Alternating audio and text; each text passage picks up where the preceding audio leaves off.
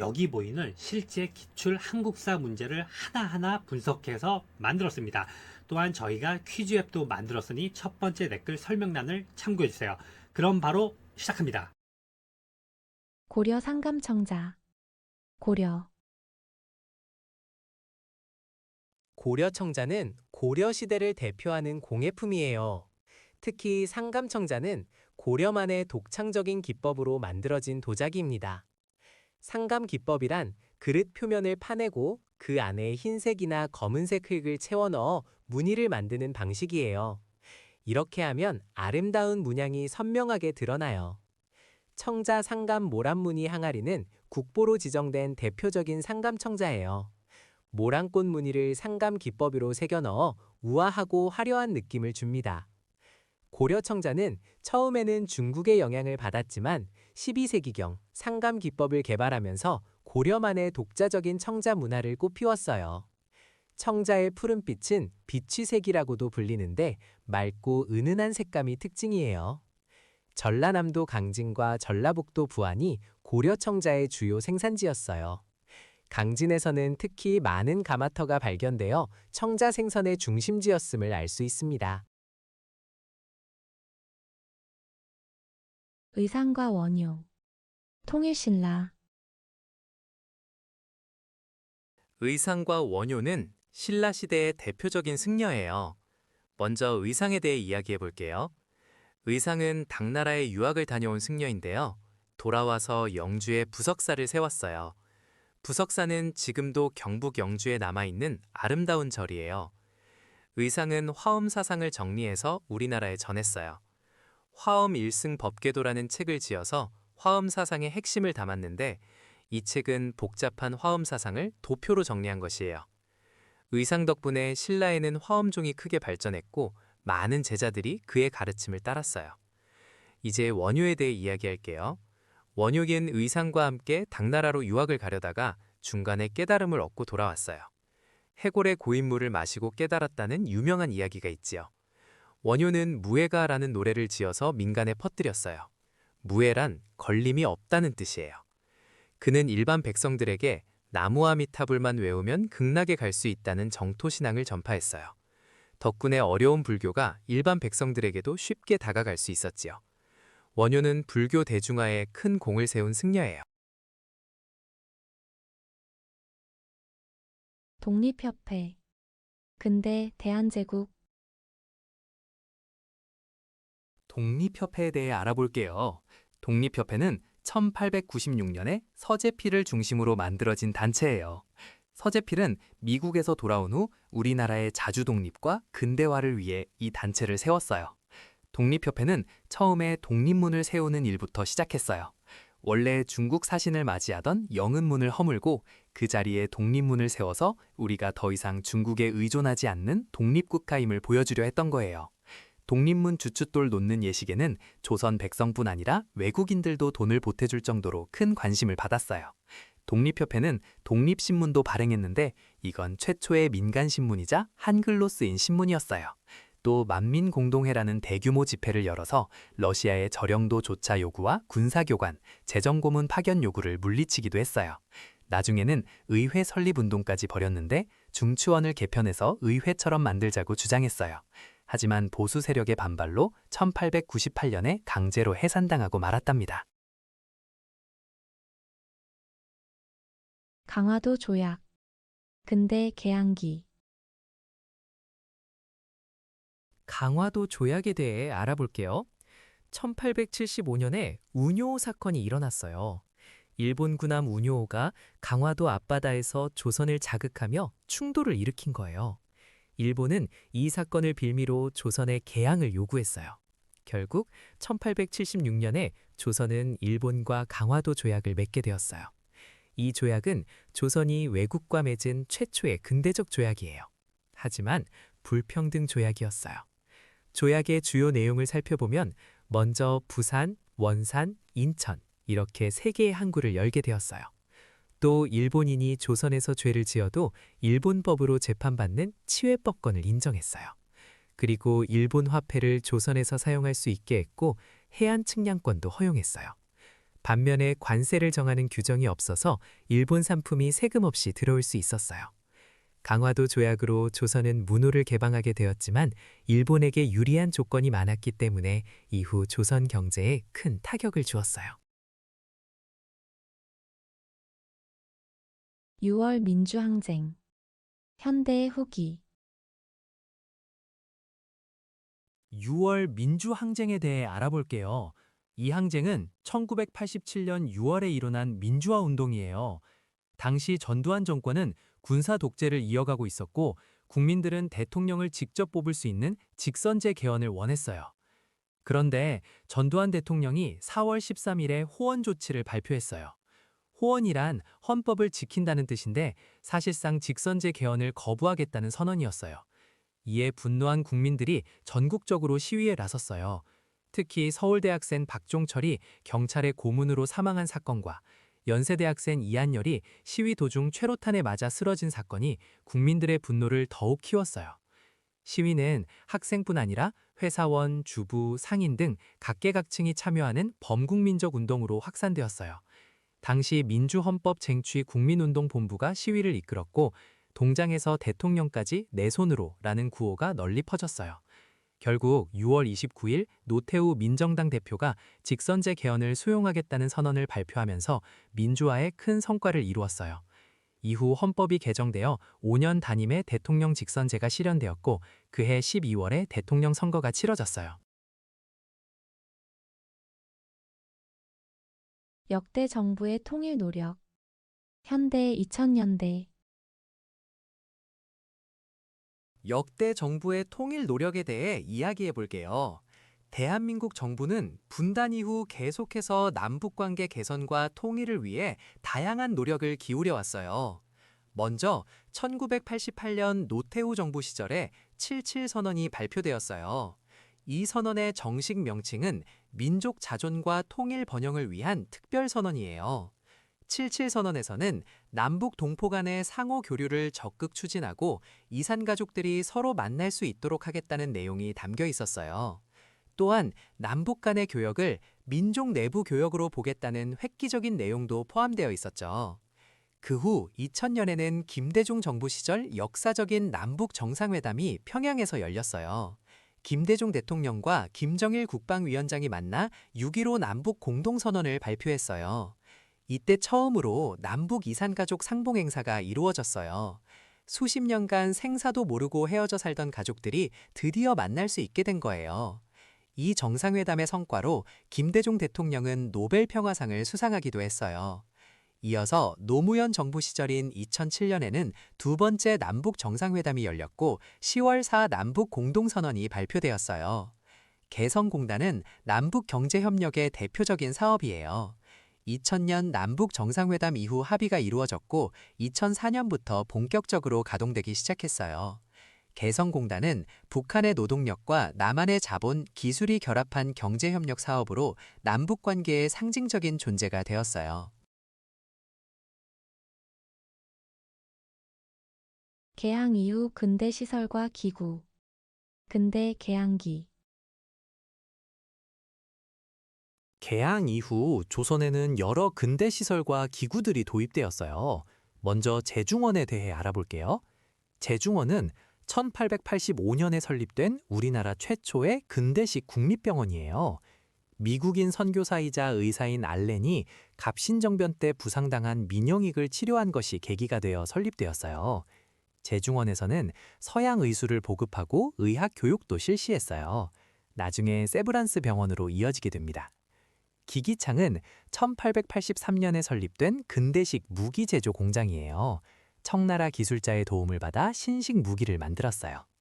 방문국은 1883년에 설립되어 우리나라 최초의 근대신문인 한성순보를 발간했어요. 한성순보는 순한문으로 발행되었고 열흘에 한 번 나오는 관보 성격의 신문이었어요. 전환국은 1883년에 설립된 근대식 화폐 주조 기관이에요.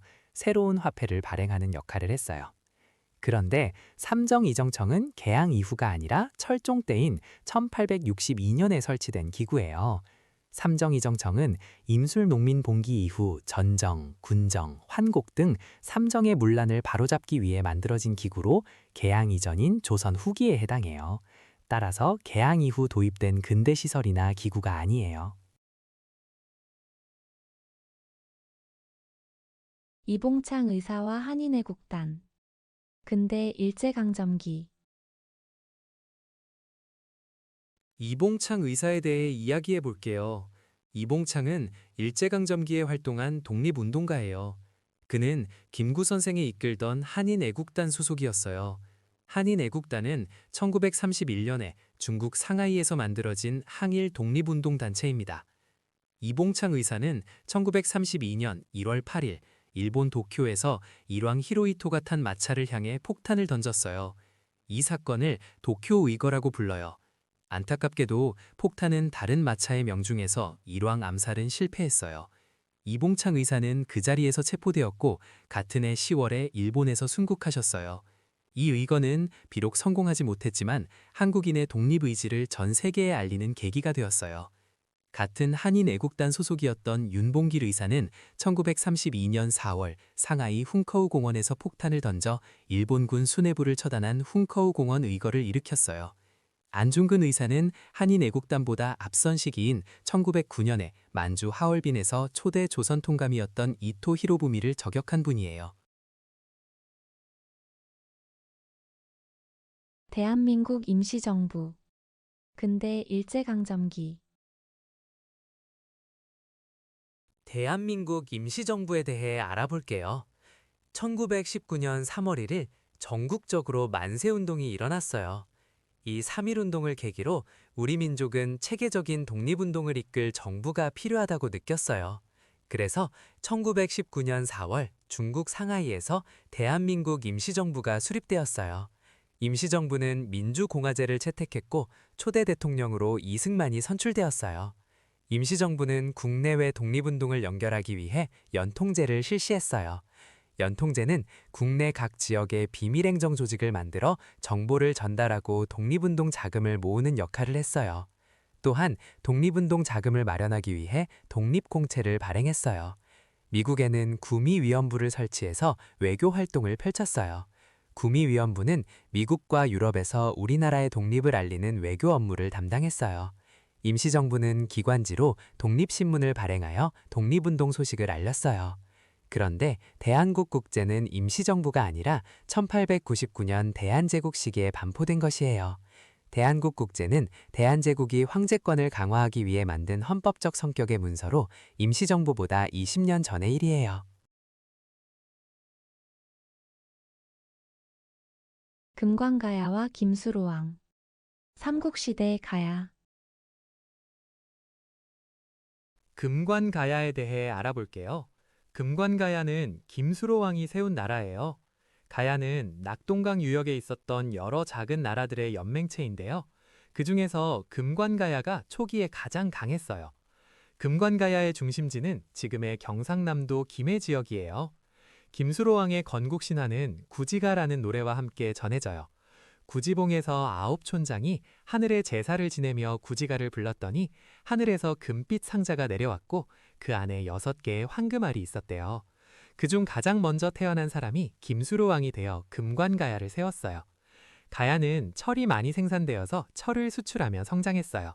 특히 낙랑과 외에 철을 수출했죠. 김해 대성동 고분군에서는 금관가야 지배층의 무덤들이 발견되었는데 여기서 다양한 철제 무기와 갑옷, 토기 등이 출토되었어요. 가야는 독특한 토기 문화를 발전시켰고 가야금도 가야에서 만들어진 악기예요. 유영원의 실학사상. 조선 후기. 유형원은 조선 후기의 실학자예요. 그는 반개수록이라는 책을 써서 토지제도의 개혁을 주장했어요. 유형원이 살던 시대에는 토지가 일부 양반들에게 집중되어 있었고 농민들은 땅이 없어서 힘들게 살았어요. 그래서 유형원은 균전론을 주장했는데 이것은 국가가 토지를 관리하면서 농민들에게 골고루 나누어 주자는 생각이에요. 또한 그는 양반도 농사를 지어야 한다는 산농합일론을 펼쳤어요. 선비와 농민이 하나라는 뜻이에요. 유영원은 붕당의 폐해도 심각하게 비판했어요. 당파 싸움이 나라를 병들게 한다고 본 거예요. 유영원의 이런 실학사상은 나중에 이익과 정약용 같은 학자들에게 큰 영향을 주었어요. 이익은 유영원의 생각을 이어받아 한전론을 주장했고 정약용은 여전론을 발전시켰어요. 유영원은 조선실학의 선구자로서 농업 중심의 개혁을 이끈 중요한 인물이에요. 조선 초기 불교 건축. 조선 정기. 조선 초기의 불교 건축에 대해 이야기해 볼게요. 조선은 유교를 국가 이념으로 삼았기 때문에 고려 시대에 비해 불교가 많이 위축되었어요. 그래서 사원이나 석탑 같은 불교 건축물도 고려 때만큼 활발하게 만들어지지 않았죠. 하지만 왕실에서는 여전히 불교를 믿는 분들이 많았어요. 특히 세조는 불교를 깊이 신봉했던 왕이에요. 세조는 간경도감을 설치해서 불경을 한글로 번역하기도 했어요. 이런 왕실의 후원 덕분에 조선 초기에도 규모 있는 사찰 건축물들이 만들어졌답니다. 대표적인 것이 바로 금산사 미륵전이에요. 금산사는 전라북부 김제에 있는 절인데 미륵전은 우리나라에서 유일하게 남아있는 3층 법당이에요. 내부가 통층으로 되어 있어서 안에 거대한 미륵불을 모실 수 있었어요. 이 건물은 임진왜란 때 불타버렸다가 1700세기에 다시 지어진 거예요. 한편 월정사 팔각 9층 석탑은 고려시대에 만들어진 것이에요. 팔각형 모양의 9층으로 이루어진 아름다운 탑이죠. 원각사지 10층 석탑도 있는데 이건 조선 세조 때 서울 한복판에 세워진 대리석탑이에요. 화엄사 각황전과 부석사 무량수전은 모두 유명한 목조 건축물이에요. 특히 부석사 무량수전은 고려시대에 지어진 건물로 배흘림 기둥과 주심포 양식이 특징이에요. 화엄사 각황전은 조선 후기 숙종 때 다시 지어진 건물이랍니다. 고려의 대외 항쟁과 귀주 대첩. 고려 정기. 고려 시대에는 북방 민족의 침입이 여러 차례 있었어요. 먼저 거란의 침입에 대해 알아볼게요. 거란은 세 차례에 걸쳐 고려를 침략했어요. 첫 번째 침입 때 서희라는 뛰어난 외교관이 거란 장수 소손영과 담판을 벌였어요. 서희는 고려가 고구려를 계승한 나라라는 점을 내세워 협상에 성공했고 오히려 강동 6주를 얻어내는 성과를 거뒀어요. 두 번째 침입 때는 양규 장군이 활약했고 세 번째 침입 때는 강감찬 장군이 귀주에서 거란군을 크게 물리쳤어요. 이것이 바로 귀주 대첩이에요. 1019년의 일이었죠. 그 후 여진족이 세력을 키우자 윤관 장군이 별무반이라는 특수부대를 편성해서 여진을 정벌하고 동북구성을 쌓았어요. 1107년의 일이에요. 하지만 동북구성은 여진의 계속된 요청으로 1년 만에 돌려주게 되었어요. 귀주 대첩은 서희의 외교 담판 이후 윤관의 동북구성 설치 이전에 일어난 사건이에요. 직지심체요절. 고려 후기. 직지심체 요절에 대해 이야기해 볼게요. 직지심체 요절은 고려시대에 만들어진 불교 서적이에요. 정식 명칭은 백운하상 초록불조 직지심체 요절인데 줄여서 직지심체 요절 또는 직지라고 불러요. 이 책은 1377년에 충청북도 청주에 있는 흥덕사라는 절에서 금속활자로 인쇄되었어요. 금속활자란 금속으로 만든 글자도장을 말해요. 나무로 만든 목판 인쇄와 달리 금속활자는 글자를 하나하나 조합해서 여러 책을 찍어낼 수 있었어요. 직지심체 요절이 특별한 이유는 현존하는 세계에서 가장 오래된 금속활자 인쇄본이기 때문이에요. 독일의 구텐베르크가 금속활자로 성경을 인쇄한 것이 1455년인데 직지심체 요절은 그보다 78년이나 앞선 거예요. 안타깝게도 이 귀중한 책은 현재 우리나라에 없어요. 프랑스 국립도서관에 보관되어 있어요. 구한마을 프랑스 공사였던 콜랭드 플랑시가 수집하여 프랑스로 가져간 것으로 알려져 있어요. 2001년에 유네스코 세계기록유산으로 등재되어 그 가치를 세계적으로 인정받았어요. 직지심체 요절의 내용은 선종 불교의 핵심 가르침을 담고 있어요. 여러 고승들의 법어와 개송을 모아 편찬한 책이에요. 조청상민 수륙무역장정. 근대 개항기. 조청상민 수륙무역 장정에 대해 알아볼게요. 이 조약은 1882년에 조선과 청나라 사이에 맺어진 통상조약이에요. 이모군란이 일어난 뒤에 청나라가 조선에 대한 영향력을 강화하려고 체결한 거예요.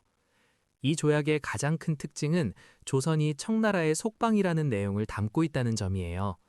조약 전문에 조선이 청의 속국임을 명시해서 조선의 자주권을 크게 침해했어요. 또한 청나라 상인들에게 양화진과 한성에서 상점을 열 수 있는 특권을 줬어요. 원래 개항장에서만 무역을 할 수 있었는데 청나라 상인들은 내지 통상권까지 얻게 된 거예요. 이렇게 청나라 상인들이 서울 안까지 들어와서 장사를 하게 되면서 조선의 상인들, 특히 개항장에서 활동하던 객주들의 상권이 크게 위축되었어요. 이 조약은 불평등 조약의 성격을 가지고 있었고 청나라가 조선을 속국으로 취급하면서 내정에 간섭하는 근거가 되었어요. 청산리 대첩. 일제강점기.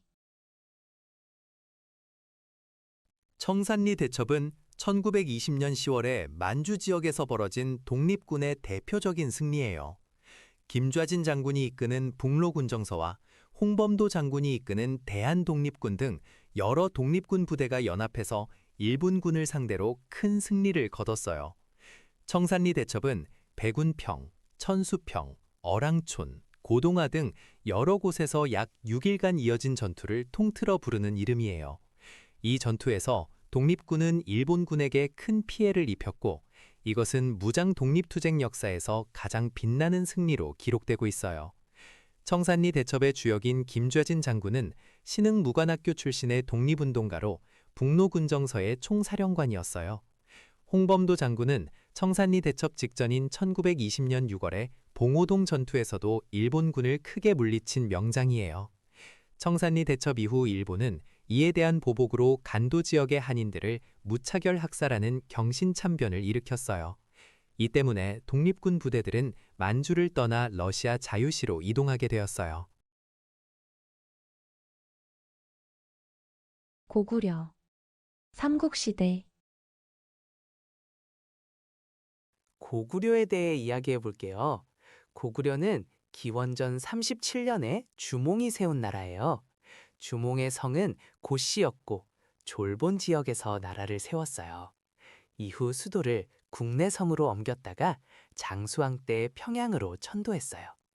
고구려는 만주와 삼반도 북부를 아우르는 넓은 영토를 가진 강대국이었어요. 고구려의 지방 행정제도를 살펴보면 전국을 5부로 나누어 다스렸어요.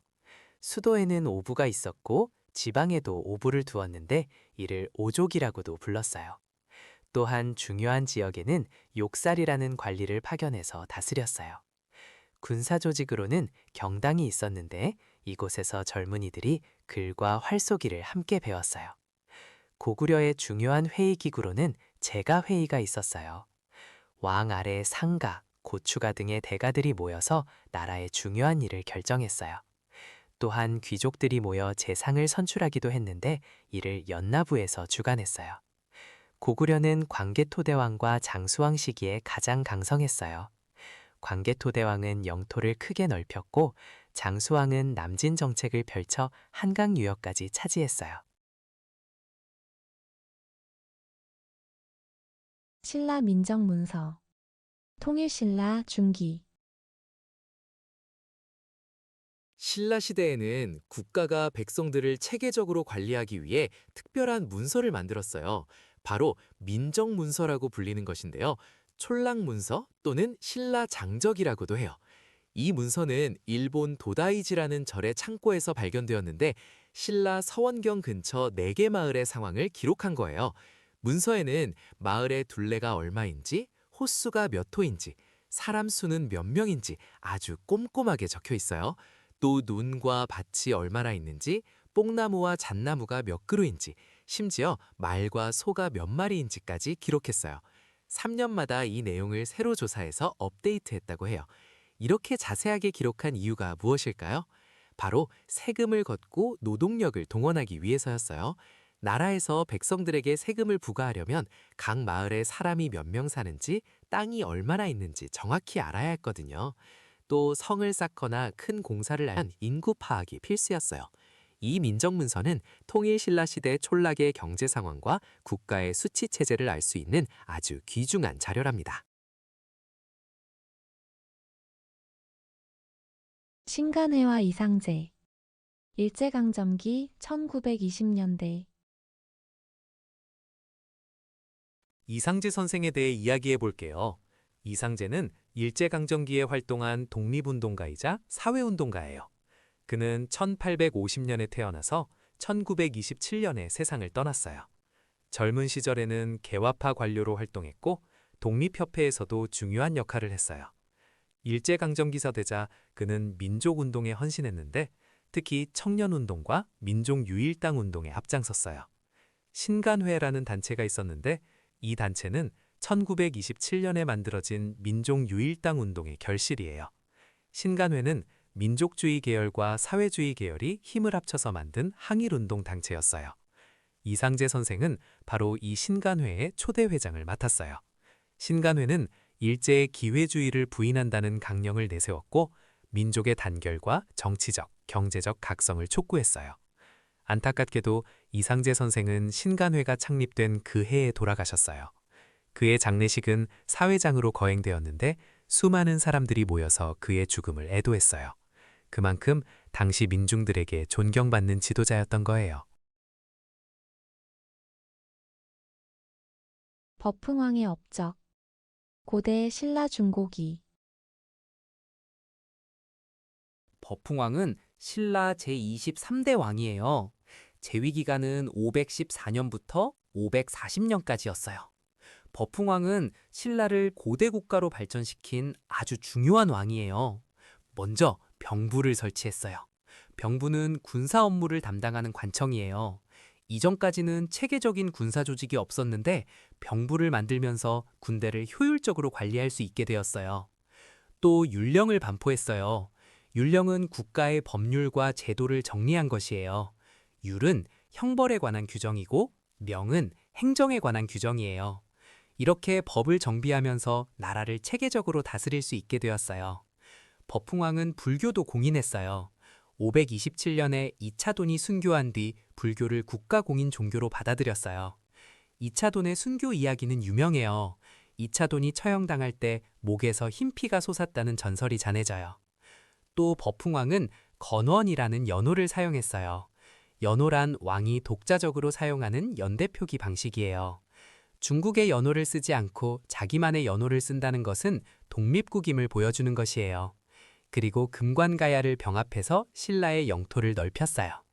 이렇게 버풍왕 시기의 신라는 정치, 군사, 종교, 외교 모든 면에서 크게 발전했어요.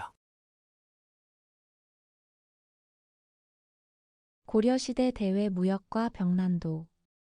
고려. 고려시대의 경제에 대해 이야기해 볼게요. 고려는 송나라와 활발하게 무역을 했어요. 특히 병난도라는 항구가 국제무역의 중심지였어요. 병난도는 예성강 하구에 있었는데 송나라 상인들이 이곳까지 배를 타고 와서 물건을 사고 팔았어요. 고려는 송나라에 인삼, 종이, 먹, 부채 같은 물건을 팔았고 송나라에서는 비단, 약재, 서적, 도자기 같은 것들을 가져왔어요. 아라비아 상인들도 병난도에 왔는데 이때 고려라는 이름이 서양에 알려져서 나중에 코리아라는 이름이 되었다고 해요. 고려시대에는 화폐를 만들기도 했어요. 건원중보, 해동통보, 사만통보 같은 동전을 만들었지만 사람들이 잘 쓰지 않아서 여전히 곡식이나 배로 물건값을 치르는 경우가 많았어요. 상평통보는 조선 후기에 널리 쓰인 화폐예요. 장시라고 하는 정기시장이 지방에 생긴 것도 조선 후기의 일이에요. 청해지는 통일신라 시대에 장보고가 설치한 해상무역기지예요. 전봉준과 동학농민운동. 근대 개항기. 전봉준은 조선 후기 동학농민운동을 이끈 지도자예요. 그는 전라도 고부 출신으로 키가 작아서 사람들이 녹두장군이라고 불렀어요. 1894년 고부 군수 조병갑의 횡포에 맞서 농민들을 이끌고 봉기를 일으켰어요. 이것이 바로 동학농민운동의 시작이에요. 전봉준이 이끄는 농민군은 황토현 전투에서 관군을 크게 물리쳤어요. 이후 전주성을 점령하고 정부와 전주 화약을 맺었어요. 이 화약을 통해 패정개혁안을 제시했는데 그 핵심 내용 중 하나가 바로 신분차별의 철폐였어요. 노비문서를 불태우고 천민에 대한 대우를 개선하며 과부의 재혼을 허용하자는 내용이 담겨 있었어요. 또한 탐관오리 처벌, 토지의 균등 분배, 일본과 내통하는 자 처벌 등을 주장했어요. 전봉준은 일본군이 경복궁을 점령하자 다시 봉기하여 항일투쟁을 벌였지만 공주 우금치 전투에서 패배하고 체포되어 처형당했어요. 박은식 일제강점기 박은식에 대해 이야기해 볼게요. 박은식은 일제강점기에 활동한 독립운동가이자 역사학자예요. 그는 1859년에 태어나서 1925년에 돌아가셨어요. 박은식은 대한민국 임시정부 제2대 대통령을 지내기도 했답니다. 그가 역사학자로서 가장 유명한 이유는 바로 한국통사와 한국독립운동 지열사를 썼기 때문이에요. 한국통사는 1915년에 출간되었는데 조선이 망해가는 과정을 아프게 기록한 책이에요. 한국독립운동 지열사는 1920년에 나왔고 우리 민족의 독립운동 역사를 정리한 책이에요. 박은식의 역사관에서 가장 중요한 개념은 바로 국혼이에요. 그는 나라의 형체는 비록 사라질 수 있어도 나라의 정신, 즉 국혼은 살아남을 수 있다고 생각했어요. 형체가 망해도 정신이 살아있으면 다시 나라를 되찾을 수 있다는 희망의 메시지였던 거죠. 그래서 그는 역사를 통해 민족 정신을 지키고 독립의지를 북돋으려 했어요. 박은식은 유교 개혁운동에도 참여했고 대동교라는 유교 개혁단체를 만들기도 했어요. 또한 대한매일신보와 황성신문의 주필로 활동하면서 언론을 통해서도 민족의식을 일깨우려고 노력했답니다. 살수대첩과 을지문덕 고대 고구려 살수대첩에 대해 이야기해 볼게요. 612년 수나라의 양제가 113만 대군을 이끌고 고구려를 침략했어요. 정말 어마어마한 숫자죠. 이때 고구려의 장군 을지문덕이 뛰어난 전략으로 수나라 군대를 물리쳤어요. 을지문덕은 일부러 후퇴하는 척하면서 수나라 군대를 깊숙이 유인했어요. 지치고 굶주린 수나라 군대가 퇴각하려 할 때 살수라는 강에서 매복하고 있던 고구려군이 총공격을 퍼부었어요. 살수는 지금의 청천강이에요. 이 전투에서 수나라 군대 30만 5천 명 중에 살아 돌아간 사람은 겨우 2,700명 정도였다고 해요. 거의 전멸한 거죠. 이 전투를 살수대첩이라고 불러요. 을지문덕은 전투 전에 수나라 장수에게 시를 보내기도 했는데 이 시는 여수장 우중문시라고 불려요. 신묘한 계책은 하늘의 이치를 다 알고 오묘한 계산은 땅의 이치를 꿰뚫었다는 내용으로 적장을 조롱하면서도 품격 있는 시였어요. 살수대첩은 고구려가 수나라의 침략을 막아낸 대표적인 승리로 이후 수나라는 몇 차례 더 고구려를 공격했지만 모두 실패하고 결국 멸망하게 되었어요. 노태우 정부의 북방 정책과 남북 관계 현대 노태우 정부 노태우 정부의 북방 정책과 남북 관계에 대해 이야기해 볼게요. 노태우 대통령은 1988년부터 1993년까지 대한민국의 대통령이었어요. 그는 북방 정책이라는 외교 전략을 적극적으로 추진했는데 이건 소련, 중국 같은 공산권 국가들과 외교 관계를 맺는 정책이에요. 1988년에는 서울 올림픽이 열렸고 노태우 정부는 이 올림픽을 성공적으로 개최했어요. 그리고 1990년에는 소련과 수교했고 1992년에는 중국과도 수교를 맺었어요. 남북 관계에서도 큰 진전이 있었는데요. 1991년에 남한과 북한이 동시에 유엔에 가입했어요. 이건 남북한이 서로 다른 의석으로 따로따로 가입한 거예요. 같은 해인 1991년 12월에는 남북 기본 합의서가 채택되었어요. 이 합의서에서는 남북이 서로의 체제를 인정하고 존중하기로 했어요. 또 1991년에는 한반도 비핵화 공동선언도 채택되었어요. 이 선언에서 남북한은 핵무기를 만들거나 보유하지 않겠다고 약속했어요. 참고로 최초의 남북 정상회담은 노태우 정부가 아니라 2000년 김대중 정부 때 처음 열렸어요. 개성공단 사업이나 이산가족 상봉도 김대중 정부 때 본격적으로 시작된 거예요. 연해주 한인 사회와 독립운동. 일제강점기. 연해주는 러시아 극동 지역에 위치한 곳이에요. 이곳은 우리 민족에게 아주 특별한 의미가 있는 땅이에요. 구한말과 일제강점기에 많은 조선인들이 이곳으로 이주해서 새로운 삶의 터전을 만들었거든요. 이곳에 한인 마을인 신한촌이 세워졌어요.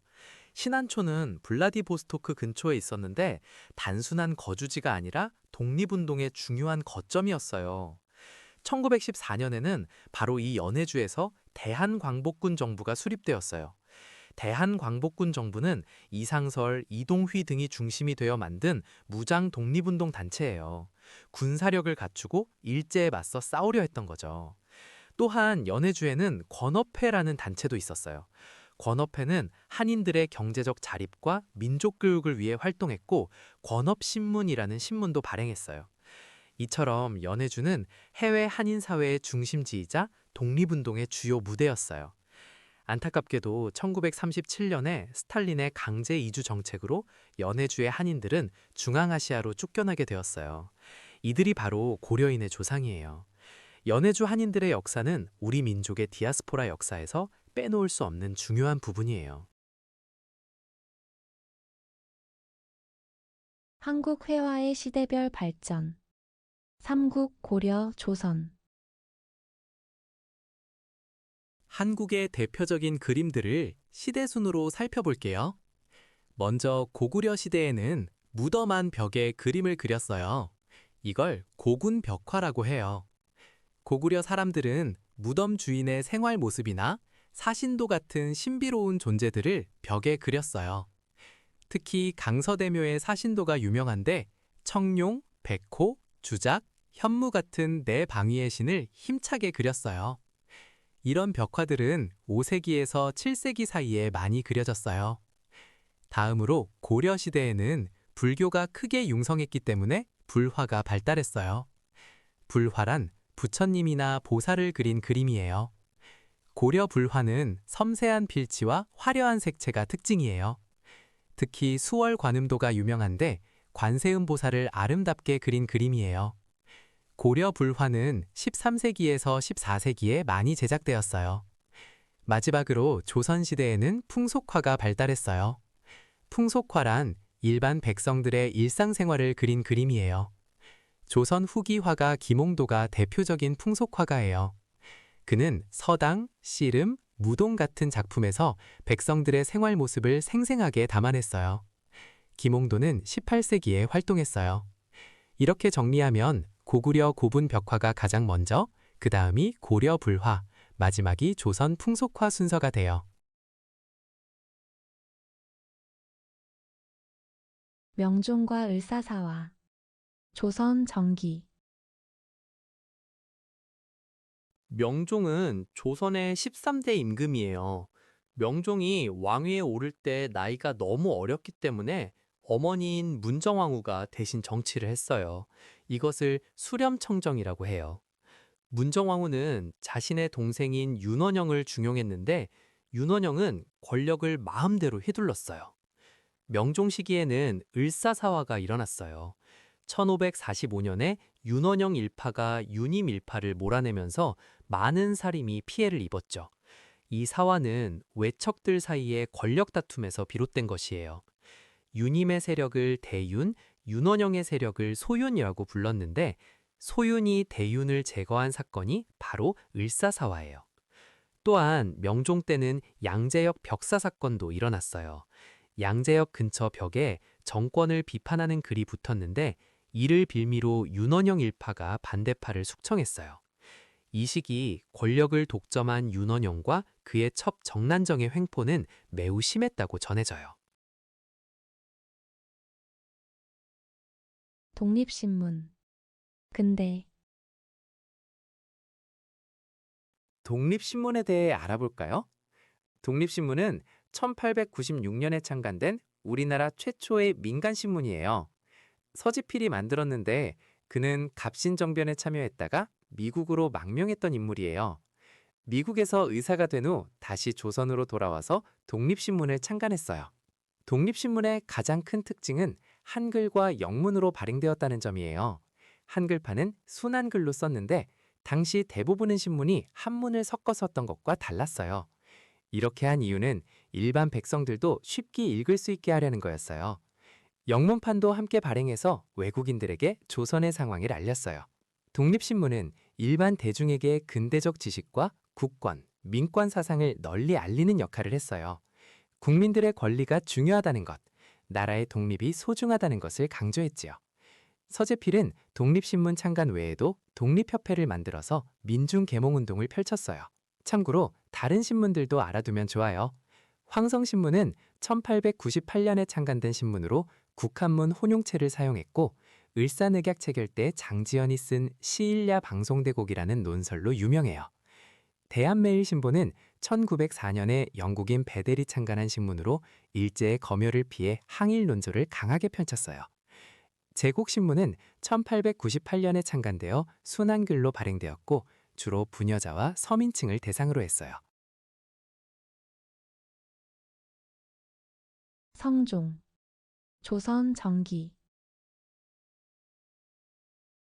성종은 조선의 9대 왕이에요. 그는 세조의 손자이자 덕종의 둘째 아들로 어린 나이에 왕위에 올랐어요.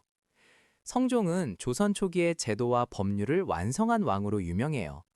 그의 가장 큰 업적은 바로 경국대전을 완성한 거예요. 경국대전은 조선의 기본 법전으로 세조 때부터 만들기 시작했는데 성종 때 드디어 완성되어 반포되었어요. 이 법전 덕분에 조선은 법치국가로서의 기틀을 확실히 다질 수 있었어요. 성종은 또한 홍문관을 설치해서 학문 연구와 왕에게 자문하는 역할을 맡겼어요. 그리고 세 분의 대비를 모시기 위해 수강궁을 수리해서 창경궁을 만들었어요. 정의왕후, 소해왕후, 안순왕후 이렇게 세 분의 대비를 위한 궁궐이었던 거예요. 성종은 지편전을 계승한 홍문관을 두어 학문을 장려했고 악학괴범이라는 음악이론서도 그의 재위 기간에 가능되었어요. 성종시대는 조선 초기 문물제도가 정비되고 문화가 융성했던 시기로 평가받아요. 강화도의 역사. 통일신라, 고려, 조선, 근대. 강화도에 대해 이야기해 볼게요. 강화도는 한반도 서해안에 있는 섬으로 역사적으로 아주 중요한 곳이에요.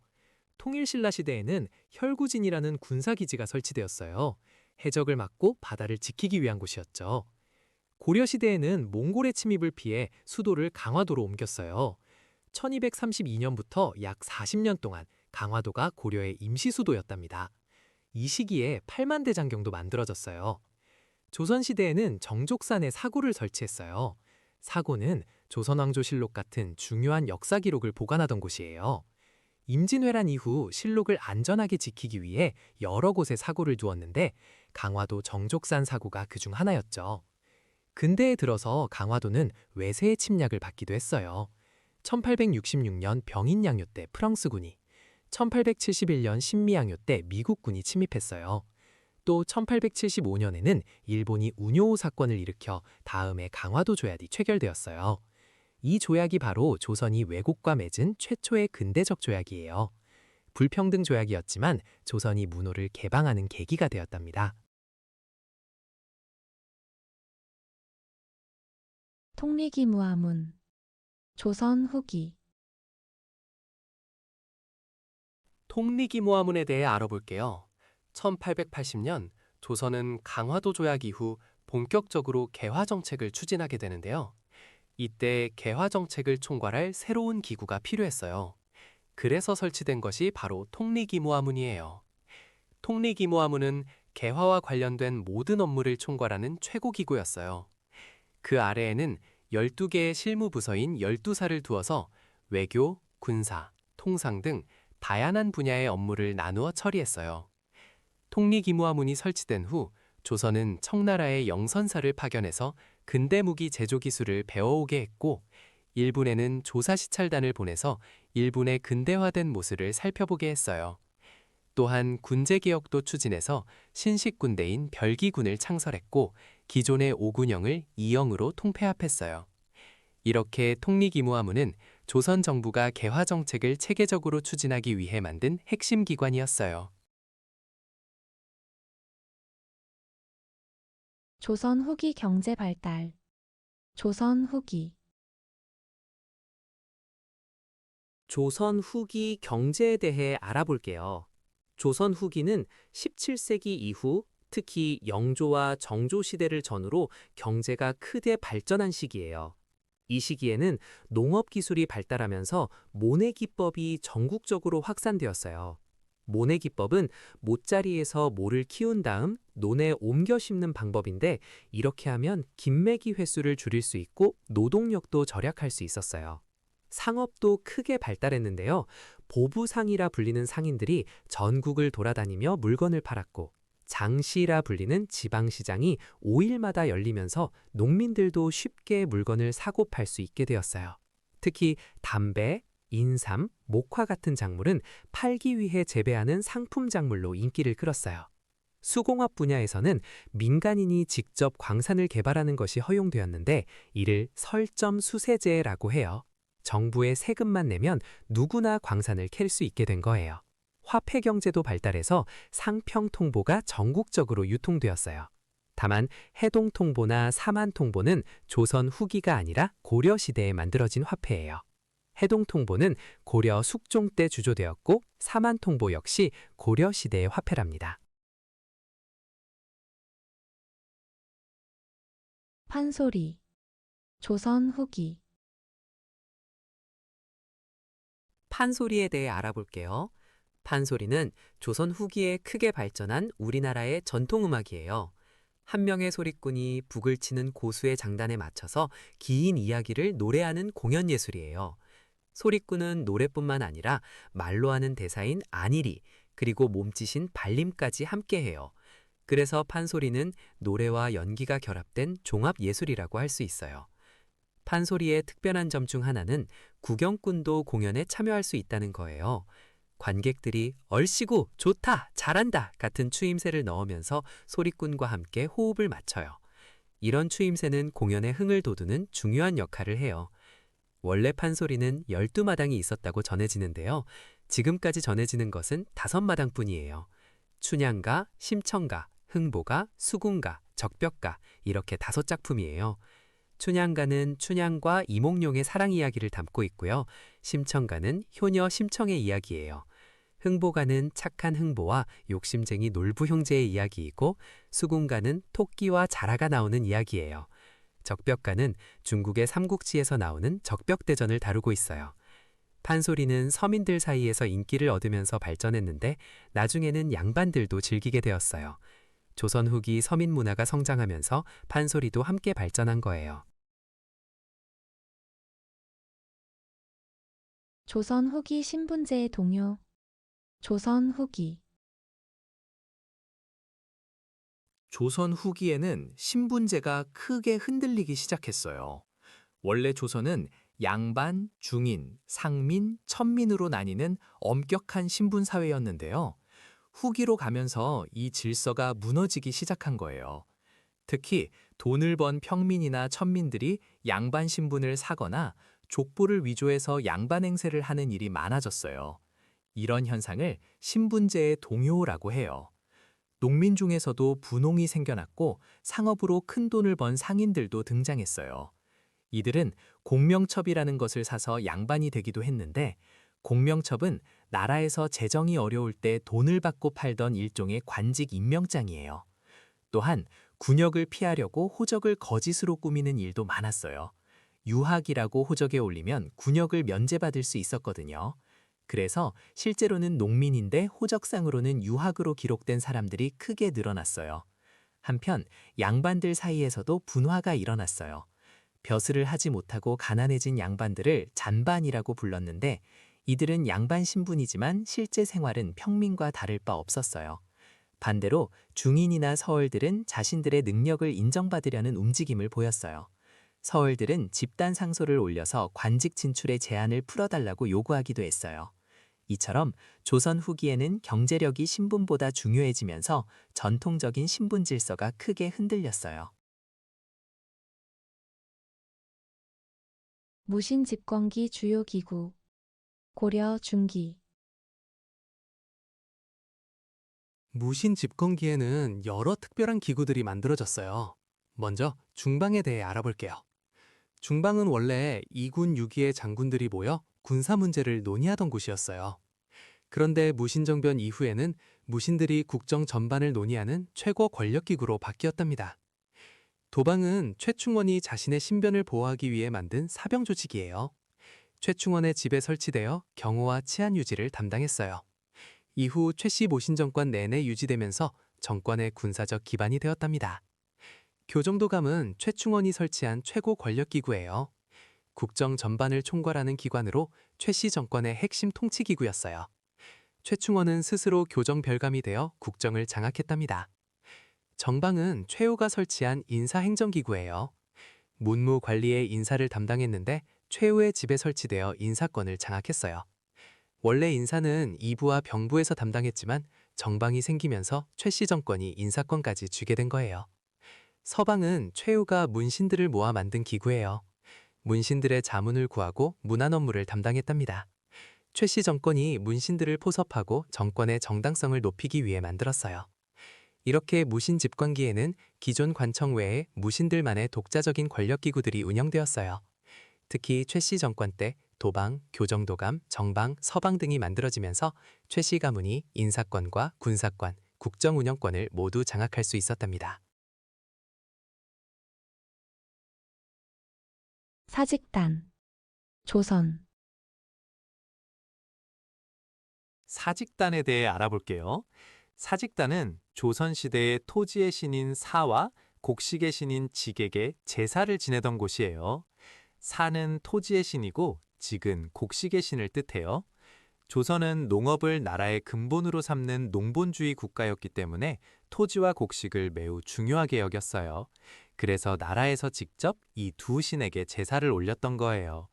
사직단은 서울 종로구에 있었고 지금도 사직공원이라는 이름으로 남아있어요. 조선시대에는 종묘와 사직을 함께 나라의 가장 중요한 제사 장소로 여겼어요. 종묘는 역대 왕과 왕비의 신의를 모시고 제사 지내는 곳이고 사직단은 토지와 곡식의 신에게 제사 지내는 곳으로 서로 다른 성격을 가지고 있어요. 그래서 종묘사직이라는 말이 곧 나라를 뜻하는 표현으로 쓰이기도 했어요. 사직단에서는 봄과 가을에 정기적으로 제사를 지냈고 가뭄이나 홍수 같은 자연재해가 있을 때도 특별히 제사를 올렸어요. 이처럼 사직단은 조선이 농업을 얼마나 중시했는지 보여주는 대표적인 문화유산이에요. 조선 후기 상평통보와 장시의 발달. 조선 후기. 조선 후기에는 경제가 크게 발전했어요. 특히 상업 분야에서 큰 변화가 있었는데요. 전국 곳곳에 장시가 열리기 시작했어요.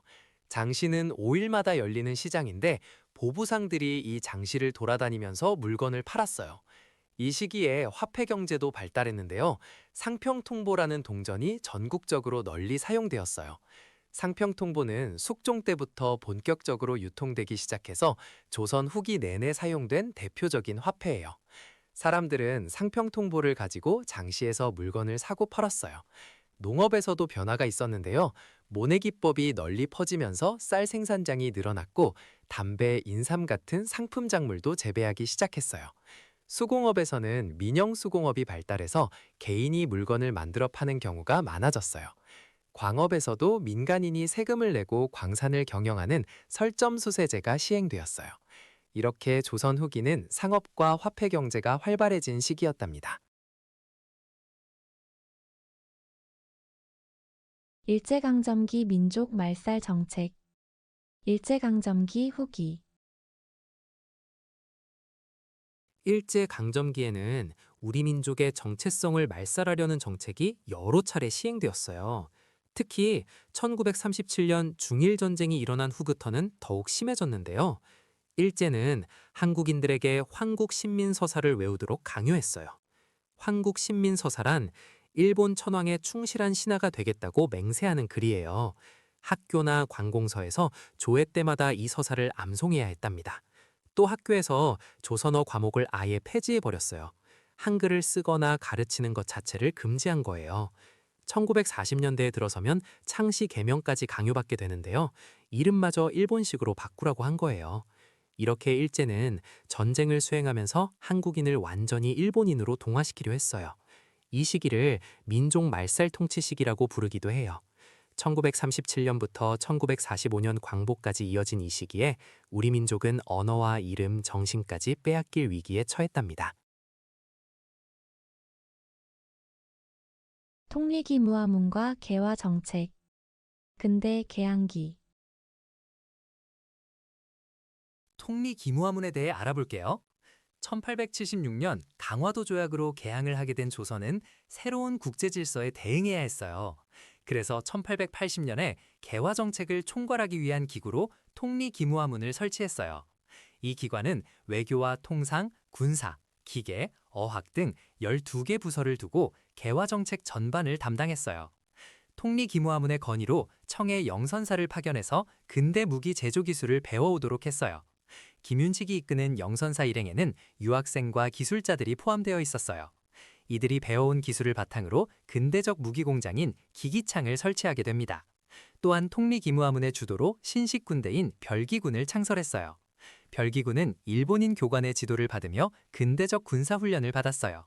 하지만 구식 군대인 무이영과 장어영 군인들에 대한 차별 대우가 심해지면서 이것이 1882년 이모군란의 원인이 되기도 했어요. 이모군란 이후 통리기무화문은 폐지되었다가 통리교섭통상사무화문과 통리군국사무화문으로 분리 개편되었어요. 고구려 광개토대왕. 삼국시대 고구려 전성기. 고구려 광개토대왕에 대해 이야기해 볼게요.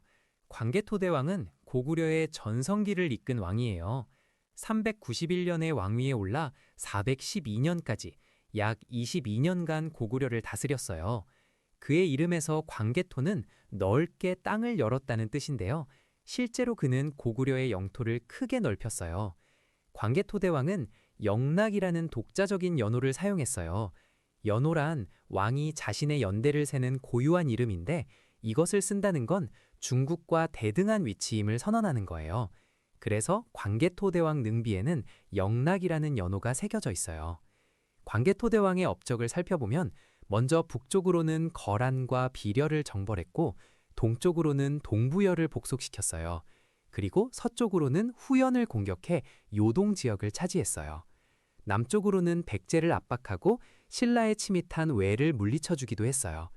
특히 400년에 신라가 외의 침입을 받자 5만 대군을 보내 외를 몰아냈는데 이때 가야 지역까지 진출했어요. 광개토대왕이 세상을 떠난 뒤 아들 장수왕이 아버지의 업적을 기리기 위해 414년에 거대한 비석을 세웠어요. 이것이 바로 광개토대왕 능비예요. 이 비석은 현재 중국 지린성 지안에 있고 높이가 약 6m가 넘는 거대한 비석이에요. 비문에는 고구려 건국 신화, 광개토대왕의 정복 활동, 그리고 왕릉을 지키는 수묘인 제도 등이 기록되어 있어요. 경순왕의 고려 귀부와 마이태자. 후삼국. 신라의 마지막 왕인 경순왕에 대해 알아볼게요. 경순왕은 신라 제56대 왕이자 마지막 왕이에요. 신라는 1000년 가까이 이어져 온 오래된 나라였는데 경순왕 때에 이르러서는 나라의 힘이 많이 약해져 있었어요. 당시 후백제의 견훤과 고려의 왕건이 세력을 다투고 있었고 신라는 이 둘 사이에서 점점 힘을 잃어가고 있었죠. 결국 935년 경순왕은 더 이상 버틸 수 없다고 판단하고 신하들과 회의를 열어 고려에 항복하기로 결정했어요. 1000년 사직을 스스로 내려놓은 거예요. 하지만 태자인 마해태자는 이 결정에 반대했어요. 1000년이나 이어온 나라를 하루아침에 넘겨줄 수 없다며 슬피 울면서 배옷, 즉 마의를 입고 금강산으로 들어갔다고 해요. 마해태자라는 이름도 여기서 나온 거예요. 경순왕이 고려에 항복한 후 왕건은 그를 매우 후하게 대접했어요. 경주를 시급으로 주고 정승공이라는 높은 자그도 내렸으며 심지어 자신의 딸인 낙랑공주와 결혼시켜주기도 했어요.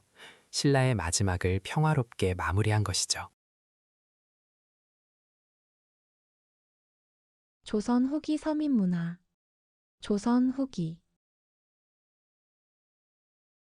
조선 후기에는 서민 문화가 크게 발달했어요. 이 시기 문화의 특징을 살펴볼게요. 먼저 판소리가 유행했어요. 판소리는 한 명의 소리꾼이 북장단에 맞춰 이야기를 노래로 풀어가는 공연이에요. 춘향가, 심청가, 흥보가 같은 작품들이 많은 사랑을 받았어요. 한글 소설도 널리 읽혔어요. 홍길동전, 춘향전, 심청전 같은 작품들이 서민들 사이에서 인기를 끌었어요. 홍길동전은 허균이 쓴 최초의 한글 소설로 알려져 있어요. 그림에서도 변화가 있었어요. 민화가 유행했는데 민화는 서민들이 그린 그림으로 까치와 호랑이, 물고기, 꽃과 새 같은 친근한 소재를 다뤘어요. 복을 빌거나 나쁜 것을 물리치는 뜻을 담아 집안에 걸어두었어요. 김홍도와 신윤복 같은 화가들은 풍속화를 그렸어요. 풍속화는 당시 사람들의 일상생활을 생생하게 담아낸 그림이에요. 김홍도는 씨름, 서당, 대장간 같은 서민들의 모습을 많이 그렸고 신윤복은 양반과 기녀들의 모습을 주로 그렸어요. 한편 성현의 악학괴범은 조선 전기인 성종 때 편찬된 음악 서적이에요. 성현이 음악의 역사와 이론, 악기, 춤 등을 정리한 책으로 조선 후기가 아닌 조선 전기의 문화유산이에요. 개항기 개화파와 위정척사파. 근대 개항기. 개항기 조선에서는 외세에 대응하는 방법을 두고 여러 입장이 있었어요. 크게 두 흐름으로 나눌 수 있는데요. 바로 개화파와 위정척사파예요. 먼저 개화파에 대해 알아볼게요. 개화파는 서양의 문물과 기술을 받아들여 조선을 근대화해야 한다고 주장한 사람들이에요. 이들은 다시 온건개화파와 급진개화파로 나뉘어요. 온건개화파는 동도서기론을 주장했어요. 동도서기란 동양의 정신은 지키면서 서양의 기술만 받아들이자는 거예요. 김홍집, 김윤식, 어윤중 같은 인물들이 대표적이에요. 급진개화파는 일본의 메이지 유신처럼 정치제도까지 완전히 바꿔야 한다고 생각했어요. 김옥균, 박영효, 홍영식 등이 여기에 속해요. 반면에 위정척사파는 전혀 다른 입장이었어요. 위정척사란 바른 것을 지키고 사악한 것을 물리친다는 뜻이에요. 여기서 바른 것은 성리학적 질서이고 사악한 것은 서양 문물을 말해요. 이들은 서양과의 통상 자체를 반대했어요. 대표적인 인물로는 이항로, 기정진, 최익현, 유인석 등이 있어요. 특히 이만손과 홍제학은 위정척사 운동에서 중요한 인물들이에요. 이만손은 1881년 영남 유생들을 이끌고 영남만인소를 올렸어요. 만인소란 만 명이 서명한 상소라는 뜻인데 실제로 약 1만 명의 유생이 참여했다고 해요. 이 상소에서 미국과의 수교를 반대하고 개화 정책을 비판했어요. 홍제학은 더 강경하게 척화를 주장하다가 처형당하기도 했어요. 위정척사파는 서양을 오랑캐로 보았기 때문에 어떤 교류도 거부했어요. 이들은 성리학적 전통 질서를 끝까지 지키려 했던 거예요. 황산벌 전투. 삼국시대 백제 멸망기. 황산벌 전투에 대해 이야기해 볼게요. 660년 신라와 당나라가 연합해서 백제를 공격했어요. 이때 신라의 김유신 장군이 이끄는 5만 대군이 백제로 진격했죠. 백제에서는 계백 장군이 겨우 5천 명의 결사대를 이끌고 황산벌에서 맞섰어요. 계백 장군은 출전하기 전에 가족들이 적의 포로가 되는 것을 막기 위해 직접 처형했다고 전해져요. 그만큼 비장한 각오로 싸움에 임한 거예요. 황산벌에서 백제군은 4번이나 신라군을 물리쳤어요. 하지만 결국 병력 차이를 이기지 못하고 계백 장군은 전사했고 백제군은 패배했어요. 이 전투 이후 신라군은 사비성으로 진격했고 같은 해에 백제는 멸망하게 되었어요. 황산벌 전투는 삼국 통일 과정에서 매우 중요한 전투였어요. 후삼국 시대의 주요 사건과 통일 과정. 후삼국, 후삼국 시대는 신라 말기에 호족들이 각지에서 독자적인 세력을 키우면서 시작되었어요. 9세기 후반 신라의 중앙정부가 약해지면서 지방에서는 스스로 힘을 가진 호족들이 등장했어요. 그 중에서 가장 유명한 인물이 바로 견훤과 궁이에요. 견훤은 892년에 무진주, 지금의 광주 지역에서 세력을 일으켜 900년에 완산주, 지금의 전주에서 후백제를 세웠어요. 궁이는 901년에 후고구려를 세웠는데 나중에 나라 이름을 마진, 그리고 태봉으로 바꾸었어요. 이렇게 신라, 후백제, 후고구려가 공존하던 시기를 후삼국 시대라고 해요. 궁이의 부하였던 왕건은 918년에 궁이를 몰아내고 고려를 세웠어요. 후삼국의 통일 과정에서 중요한 전투가 있었는데 927년 공산전투에서 견훤이 왕건을 크게 이겼어요. 이 전투에서 왕건의 충신 신순겸과 김나기, 왕건 대신 목숨을 바쳤어요. 하지만 930년 고창전투, 지금의 안동 지역에서 왕건이 견훤에게 대승을 거두면서 전세가 역전되었어요. 이후 935년에 신라의 마지막 왕인 경순왕이 고려에 항복했고 936년에 왕건이 후백제를 멸망시키면서 후삼국이 통일되었어요. 견훤은 말년에 아들들의 권력 다툼으로 금산사에 유폐되었다가 고려로 망명했고 왕건과 함께 후백제 정벌에 참여하기도 했어요. 삼정의 문란과 조선 후기 농민 생활. 조선 후기. 조선 후기에는 사회 모순이 심해지면서 농민들의 삶이 매우 어려워졌어요. 특히 삼정의 문란이 큰 문제였는데요. 삼정이란 전정, 군정, 환곡을 말해요. 전정은 토지에 매기는 세금인데 관리들이 토지 대장을 조작해서 없는 땅에도 세금을 물리는 백지징세 같은 폐단이 있었어요. 군정은 군포를 내는 제도인데 이미 죽은 사람에게 군포를 물리는 황구첨정이나 어린아이에게 군포를 물리는 백골징포 같은 문제가 심각했어요.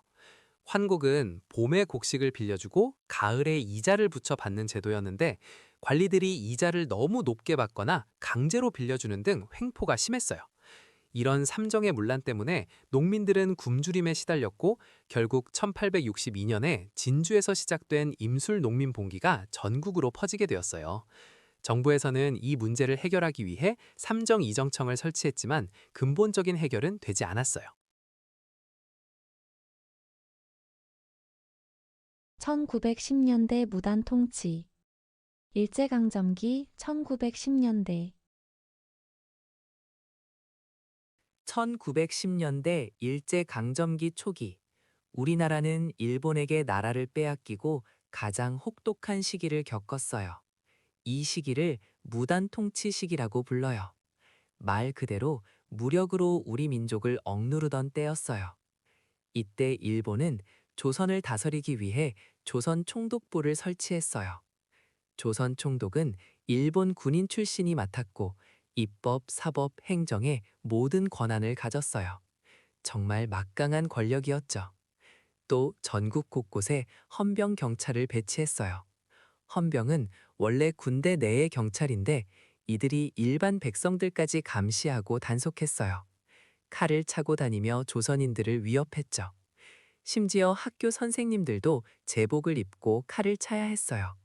이렇게 공포 분위기를 조성해서 우리 민족의 저항을 막으려 했던 거예요. 회사령이라는 법도 만들었어요.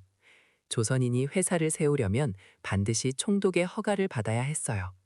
이건 조선인의 기업 활동을 막아서 경제적으로도 억누르려는 의도였어요.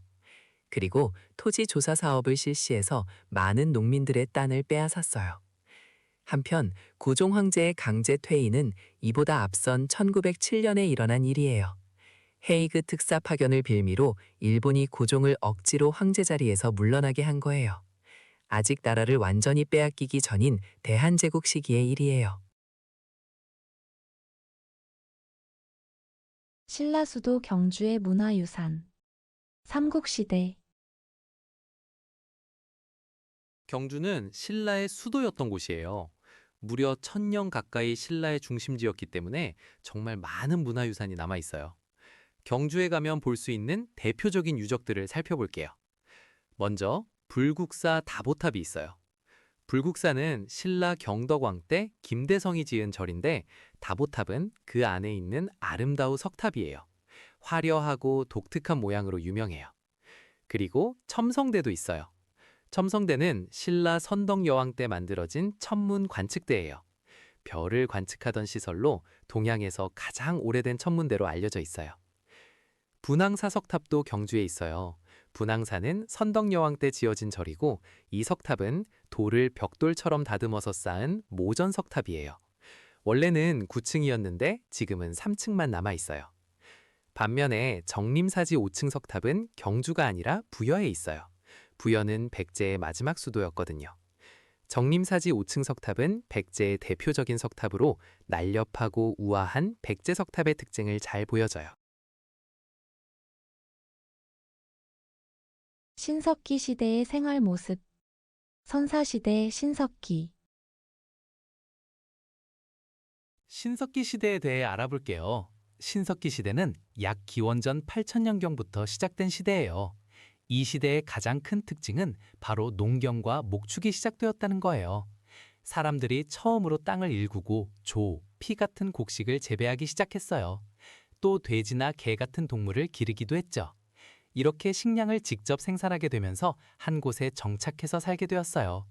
그래서 움집이라고 하는 반지하 형태의 집을 짓고 마을을 이루어 살았어요. 신석기 시대 사람들은 빗살무늬 토기를 만들어 사용했어요.